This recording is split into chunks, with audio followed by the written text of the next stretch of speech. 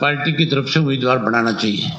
और हमारी पार्टी तो पहले दिन से किसान की हितैषी पार्टी रही है।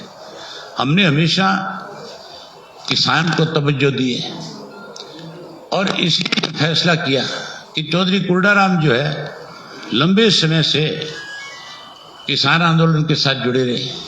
जब ये 3 कृषि के काले कानून बने थे उस वक्त इन्होंने एक लंबी लड़ाई लड़ने का काम किया। 13 महीने उस आंदोलन का हिस्सा बनकर के गए।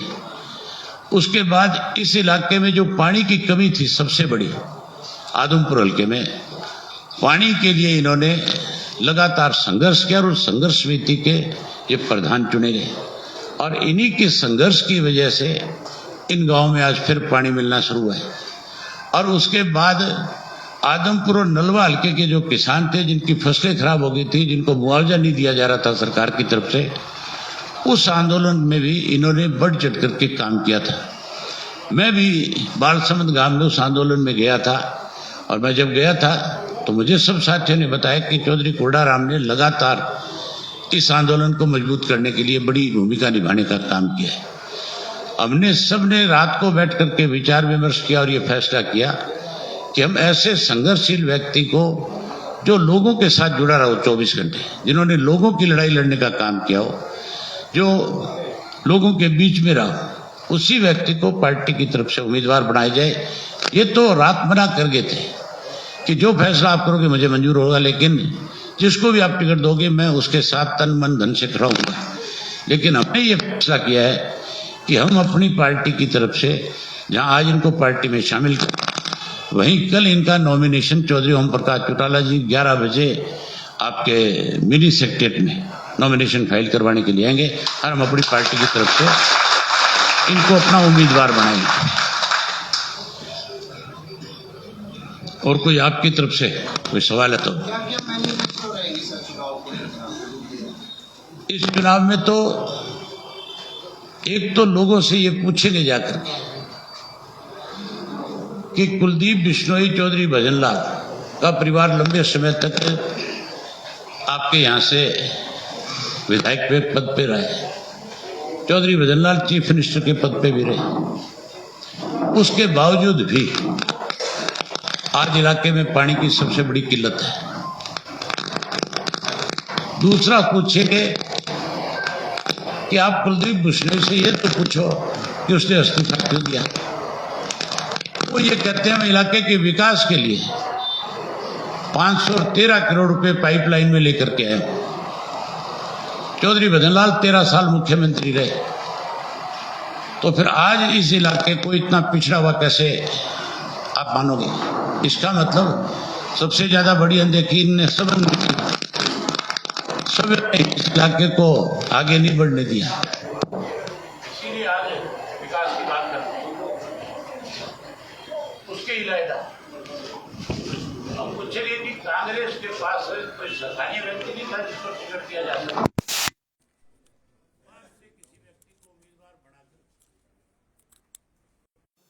भारतीय जनता पार्टी की कैसे मदद हो इसके लिए हुड्डा ने जयप्रकाश को टिकट दिया। और जयप्रकाश जी की जो भाषा है, किसी भी राजनेता की भाषा इस किस्म की नहीं हो सकती। उन्होंने कलायत के अंदर एक मीटिंग में पब्लिकली ये बात कही है कि इसके लिए मैंने तो 20 साल पहले लट्ठा लिया था, अब तुम भी इनके लिए लट्ठा लोगे। मतलब किस तरह से आप किसी इलाके का अपमान करने का काम करते हैं। और जिस इलाके का आपने अपमान किया है उसी इलाके में आकर के लोगों से आप झोली फैला करके वोट मांगोगे, तो लोग इतने मूर्ख नहीं है कि कोई लठ दिखा करके उनसे वोट लेना चाहे। इस इलाके का चुनाव का नतीजा आप देखो, चाहे चौधरी भजनलाल ने चुनाव लड़ाओ, चाहे कुलदीप बिश्नोई ने लड़ाओ, और चाहे इनके परिवार के किसी और सदस्य ने लड़ाओ, हमेशा इंडियन नेशनल लोक पार्टी और इनके बीच में मुकाबला रहा है। आज भी मुकाबला चुनाव का जो है वो भारतीय जनता पार्टी और इंडियन नेशनल लोकदल पार्टी के बीच में होगा। ये सब लोग जो आज कहीं ये कह रहे हैं कि हमारी ताकत बहुत बड़ी है, ये सब मिलकर के कुलदीप बिश्नोई की मदद करना चाहते हैं। अगर हुड्डा कुलदीप बिश्नोई को हराना चाहता तो चंद्र प्रकाश को टिकट देता या उस मुंगाड़ी वाले को टिकट देता। ये तो मदद करने के लिए इसने ये फैसला किया। हमारा मैनिफेस्टो सीधा सा, हमारा एजेंडा सीधा सा है कि हमने उस व्यक्ति को आपके बीच में अपनी पार्टी की तरफ से उम्मीदवार बना करके भेजा है जिसने हमेशा किसान की लड़ाई लड़ी है और राजनीति से ऊपर उठ करके लड़ी है, जिसने किसान के साथ खड़े होकर के उसको न्याय दिलवाया, गरीब और कमजोर का सहारा बना है। जो हमारी पार्टी का एजेंडा है हम उसी पे चलेंगे, उसी पे चुनाव लड़ेंगे।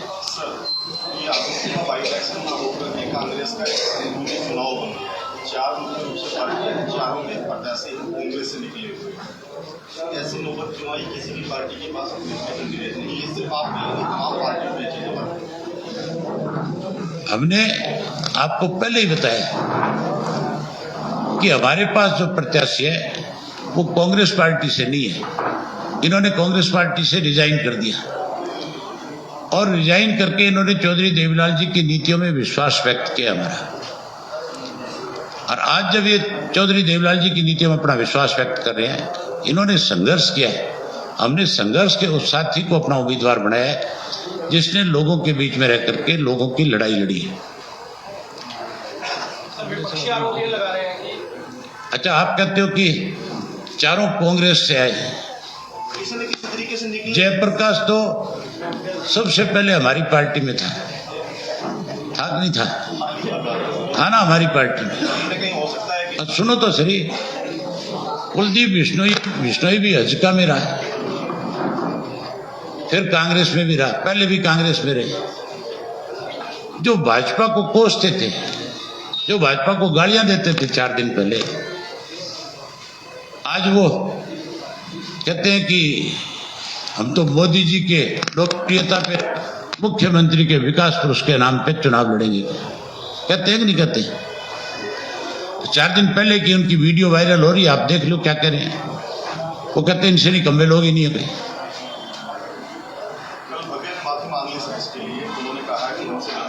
आपको कोई थप्पड़ मार के कहे मुझे माफ कर दे, ठीक हो जाएगा? है?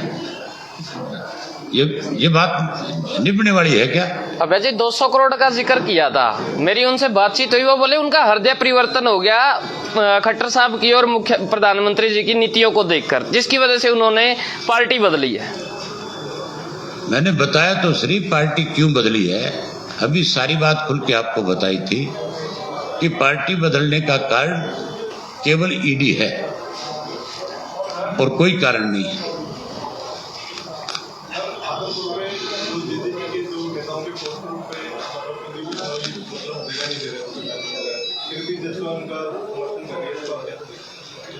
जजपा अगर समर्थन नहीं करेगी तो सत्ता से बाहर हो जाएगी।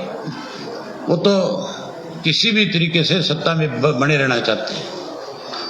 चौधरी देवीलाल ने अपनी सारी उम्र की राजनीति में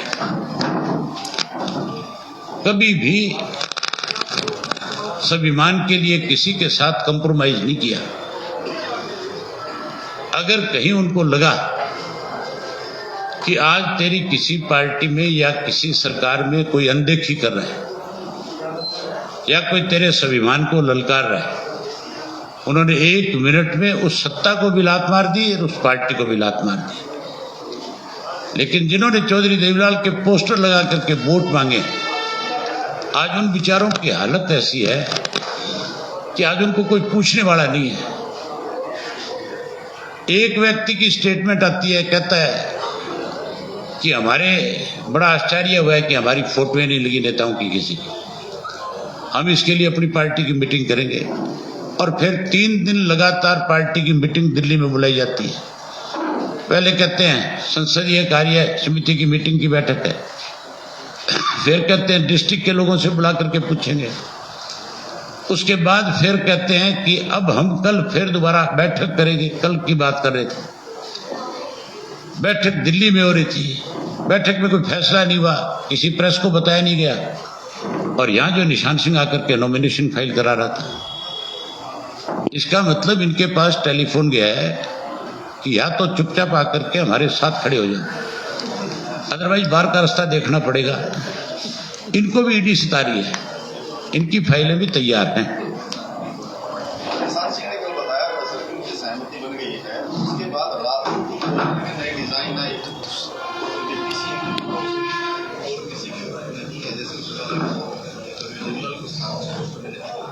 ये चौधरी देवीलाल की फोटो भी लगाएंगे। ये जो पोस्टर है और नया आएगा एक पोस्टर, उसमें चौधरी देवीलाल का फोटो लगा करके भी ये वोट मांगेंगे। लेकिन मैं लोगों से पूछूंगा कि जिस चौधरी भजनलाल ने चौधरी देवीलाल के साथ 2 बार दगा करके उनसे सत्ता छीनने का काम किया, क्या उसके परिवार का कोई व्यक्ति भजनलाल के परिवार के सदस्य को अगर समर्थन करता है या उसके लिए कोई वोट मांगता है, तो लोग भी ये मान के चलो उस बात के ऊपर अपनी तरफ से कटाक्ष करेंगे कि भाई भजनलाल का परिवार तकड़ा है जिसने चौधरी देवीलाल के पोतों को इस काम लगा दिया। कहेंगे कि नहीं कहेंगे? कोई मेरे से छीन ले और वो मुझे आकर के ये कहे कि मैं चुनाव लड़ रहा हूं, तू मेरी मदद कर दे, मेरा बस तो चले तो गर्दन काट लूं। 2 दफा दगा किया चौधरी भजनलाल ने, किया कि नहीं किया? सन 77 में भी और उसके बाद सन 82 में भी।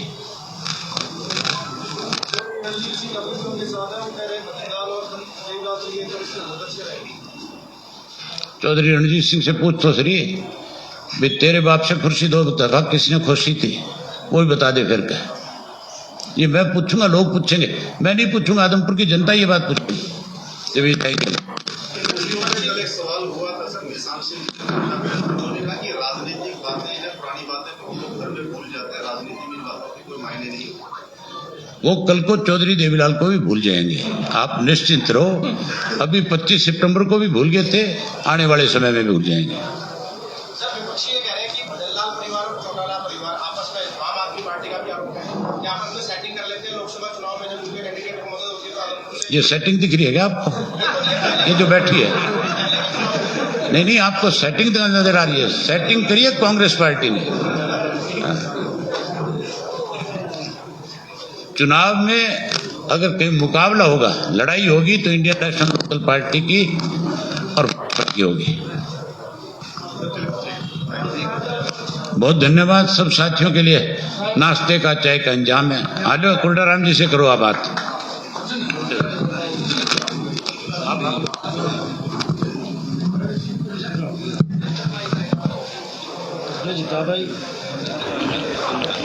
परम आदरणीय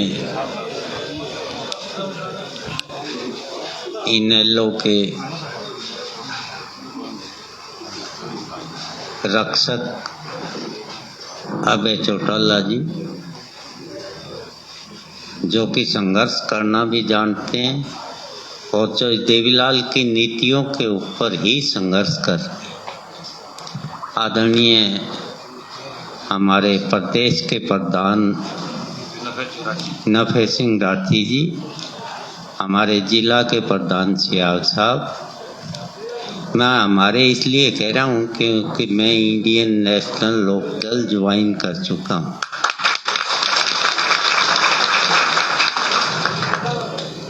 साथियों, सारे आए हुए जितने भी सम्मानित गणमान्य साथी हैं, युवा साथी हैं, मैं आपको स्पष्ट बता दूं कि मैंने कांग्रेस क्यों छोड़ी। बीजेपी जितनी भी मल्टीनेशनल कंपनियां हैं, जितने भी बड़े उद्योगपति हैं, उसके चुगल में फंसी हुई है। जनता से उसका कोई सरोकार नहीं है। कोई उसे आम कमेरा, छोटा दुकानदार, किसान, वो तो व्यापारिक पार्टी है, व्यापारियों के हाथ में है। सब कुछ बेच चुकी है। रेलवे उसने बेच दी, एयरपोर्ट उसने बेच दी, हवाई जहाज तक उसने बेच दी। सबसे बड़ा समाज का विकास होता है शिक्षा से। आज शिक्षा को भी अनपढ़ करना चाहते हैं ये सारे समाज को। मैं या मेरे हल्के में 4 जगह धरना चल रहा है, स्कूल बंद कर दिए गए। मुझे बड़ा दुख हुआ कि 10-10 साल की बच्चियां रोड के ऊपर धरने पर बैठी हैं। तो इस पार्टी का उसी पार्टी का एक अंग मानो आप, चोई भजनलाल परिवार को। रहता कहीं हो, खाता कांग्रेस से था लेकिन मदद बीजेपी की करता था। चोई भजनलाल के नाम से, चोई भजनलाल जब थे, मेरा तो नीतियों, उसकी नीतियों से कभी भी मैं सहमत नहीं था, इस करके दुर्विरोधी था। लेकिन हो सकता है मेरे एरिया का विकास ना किया, आदमपुर के उस साइड का उस समय विकास था। उसके बाद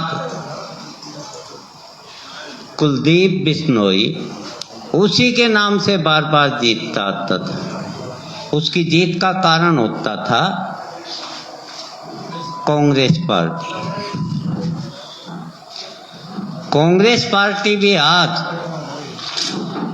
बीजेपी की तरह ही मल्टीनेशनल व्यक्तियों में गिर चुकी है।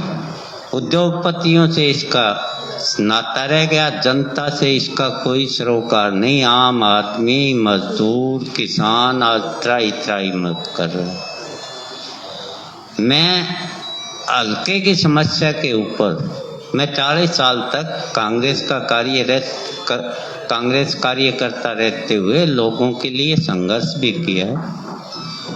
मैं हल्के की समस्या के ऊपर कांग्रेस पार्टी से कहा कि आप बार बार प्रायोजित कैंडिडेट देते हैं जिसे हल्के से कोई वास्ता नहीं होता, वोट लेते हैं, आज जीत एक अलग बात है, लेकिन बराबर के वोट लेते हैं और चले जाते हैं। भजनलाल के परिवार के कुलदीप बिश्नोई हल्के से वोट लेते हैं, विदेश में अपना व्यापार करते हैं। आज आदमपुर, साथियों आपने भी शायद देखा होगा, आदमपुर मंडी, आदमपुर गांव, बहुत से ऐसे गांव थे जहाँ 2-2 फुट पानी महीने तक खड़ा है। बुरा हाल था, टपने की जगह नहीं थी। मना बड़ा दुख हुआ। मैं एक हमारे सदलपुर के साथी के साथ दुर्घटना हो गई थी, गुजर गया था, बैठने के लिए गया। एक विधायक था आदमपुर का, कुलदीप बिश्नोई, और विधायक की बात मायने रखती है। मुझे एक विधायक मिला, मैं नाम तो नहीं लूंगा, उस विधायक ने कहा कि मैं बीजेपी से अड़ के न बराबर का अपना ग्रांट लेता हूँ, विकास कार्य कराता हूँ। एक विधायक बहुत बड़ी चीज होती है, हल्के का जो भी समस्या उसको उठानी चाहिए। मैं 1.5 महीने तक किसानों ने यहाँ पानी, पीने का पानी आना बंद हो गया था। आपको मैं एक बात बता दूं, चोई बंसीलाल भजनलाल जी मुख्यमंत्री थे, चोई बंसीलाल की पार्टी आई 96 में, पीने के पानी के लिए 18 वाटर वर्क्स चोई बंसीलाल जी ने बनाए, जबकि मुख्यमंत्री उसको रहते हुए 10 साल हो गए। उसी विकास से चोई भजनलाल परिवार को कोई वास्ता नहीं। वो तो शर्मा आज पूरे देश में, मैं एक बात बता दूं, भ्रष्टाचार का जन्मदाता था। और कुलदीप बिश्नोई से तो हल्का कोई आस ही नहीं कर सकता, त्राही है। आज मैं एक ईमानदारी से बताता हूँ, चुनाव तो मैं ही भी जीतूंगा, लेकिन अगर कांग्रेस पार्टी का 40 साल निष्ठावान कार्यकर्ता था, मैं चुनाव 100% यहाँ से आदरणीय ओम प्रकाश जी चौटाला और अभय सिंह जी चौटाला के नेतृत्व में अब भी जीतूंगा। मैं आपको बता दूं, कांग्रेस रूम पॉलिटिक्स, बड़े उद्योगपतियों की पार्टी है। कांग्रेस भी जैसे कुलदीप बिश्नोई ईडी के डर से गया, इसी तरह कांग्रेस भी ईडी के डर से इसको बीजेपी वालों ने उतराया जयप्रकाश जी को कि इसको दीजिए, बार का है, कमजोर कैंडिडेट है और हम बीजेपी वाले जीत जाएंगे। मैं कांग्रेस पार्टी पहले होती थी प्रजातांत्रिक पार्टी, वहाँ विचारों के ऊपर बैठ के मंथन करते थे और प्रजातांत्रिक रूप से ही हर कार्यकर्ता का जो जहाँ स्थान होता था वो देखते। आज देश में मैं ये बता दूं, बीजेपी भी खत्म होगी कुछ चंद आने वाले अगले इलेक्शन में, और कांग्रेस भी खत्म होगी, क्योंकि ये तो एक दो आदमियों की पार्टी, यहाँ प्रजातंत्र तो खत्म ही हो चुका है। दोनों पार्टियां खत्म होगी और जो स्थानीय मुद्दों को लेकर जो देवीलाल जी ने जो हर लोगों के बीच में संघर्ष करते थे और हर लोगों की, गरीब की, कमेरे की, छोटे व्यापारी की, मजदूर की, किसान की हर बात रखते थे, तो मैं इन बातों से प्रभावित होके, कांग्रेस तो साथियों एक डूबता हुआ जहाज है, डूब चुका है, और सेती चंद दिनों में बीजेपी भी डूबेगी। यहाँ के जो स्थानीय, आप कई बार कह देते हैं नेशनल पार्टी, जो स्थानीय पार्टी जनता की समस्या सुनती है, जो स्थानीय पार्टी जनता के बीच में रहती है, मैं आपको बता दूं, किसी की हिम्मत हुई, किसान आंदोलन चला पूरे हरियाणा में, किसी देश में, हरियाणा में नहीं, किसी की हिम्मत हुई किसानों के पक्ष में त्याग पत्र देने की? किसानों को सपोर्ट करने के लिए किसने त्याग पत्र दिया सारे देश में? अभय सिंह चौटाला। क्यों दिया? मुश्किल में भी पड़ गए थे, मैं आपको बता दूं। त्याग पत्र देना छोटी बात नहीं है। कांग्रेस में हुड्डा साहब के नाम चिपके बैठे थे, कांग्रेस में दीपेंद्र चिपके बैठे थे, कांग्रेस के अन्य साथी चिपके बैठे थे, देश में और भी पार्टियां सारी चिपके बैठी थी। हिम्मत दिखाना बहुत बड़ी बात। मैं कोई एक इस स्वार्थ के लिए इनेलो ज्वाइन नहीं की भी मेरे को इलेक्शन लड़ाओगे। मैं कल मिला अभय सिंह जी से और बातचीत हुई, मैंने कहा कि कांग्रेस आज चंद आदमियों के हाथों में ये डूबेगी। मैं इससे तंग आ चुका हूँ, 40 साल इसकी सेवा की, लेकिन आप जो देवीलाल जी की नीतियों पे, जिन्होंने जनता की सेवा की, जो एक बात बता दूं आपको कि ओम प्रकाश जी चौटाला जी कौन सा गुनाह कर दिया? किसी को रोजगार देना, रोजगार देना गुनाह होता है क्या? लेकिन मिली भगत से, कांग्रेस की मिली भगत से उन बुजुर्ग आदमियों को साल तक दुख पाना पड़े। कौन सी पार्टी ने नहीं किया? वो भ्रष्टाचार में A1, बीजेपी भ्रष्टाचार का गढ़। आज आपको साथियों, शायद समाज में रहते हो, आपको पता है पहले भ्रष्टाचार जो 1 गुना था, आज 10 गुना। आज व्यापारियों के हाथ में दे चुकी है बीजेपी सब कुछ। तो साथियों, मैं तो, मुझे इन्होंने सम्मान देकर कैंडिडेट बनाया, मैंने इनसे कह दिया था मैं इनेलो का अब निष्ठावान काम करूंगा, आपकी मर्जी, और किसी को टिकट दे, किसी को भी टिकट दे, मैं इनेलो के साथ काम करूंगा। कांग्रेस और बीजेपी एक ही थैली के चट्टे बट्टे हैं, ये देश का भट्ठा बिठाओगे। बीजेपी फूट डालो, राज करो, समाज को बांटो, तो इन्हीं नीतियों के तहत मैं कांग्रेस छोड़कर इनेलो ज्वाइन की, जो ओम प्रकाश जी चौटाला और अभय जी चौटाला के नेतृत्व। और कल 11 बजे नॉमिनेशन करेंगे, आप सबको आमंत्रण। सभी साथी यहीं बैठ लो, चाय पी के जाना है, यहीं बैठो आप, यहीं बैठो।